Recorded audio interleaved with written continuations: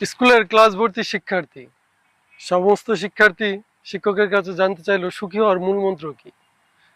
তো শিক্ষক বলল, তোমরা কিছু বেলুন সংগ্রহ করো এবং প্রত্যেকে একটি করে বেলুন হাতে নাও এবং প্রত্যেকের বেলুনে প্রত্যেকের নিজের নাম লেখো এবং সেই বেলুনগুলো ফুলিয়ে একটা জায়গায় রাখো।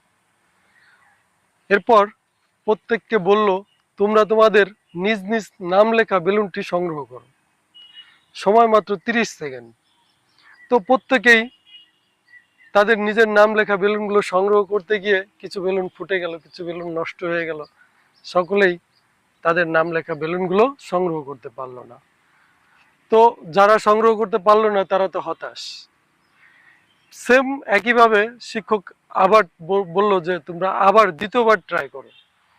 প্রত্যেকেই তাদের একটি করে বেলুন নিল এবং নিজের নাম লিখলো এবং ফুলিয়ে একটা জায়গায় রাখলো। তবে এবারের বিষয়টা একটু ভিন্ন। শিক্ষক বলল যে প্রথম বেলুনটা ধরবা, তোমাদের যার নাম লেখায় থাক তার হাতে ওই বেলুনটা হস্তান্তর করবা।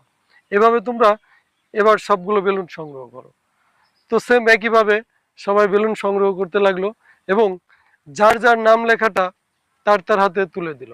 এভাবেই প্রায় প্রত্যেকেই প্রত্যেকের বেলুন খুঁজে পেল।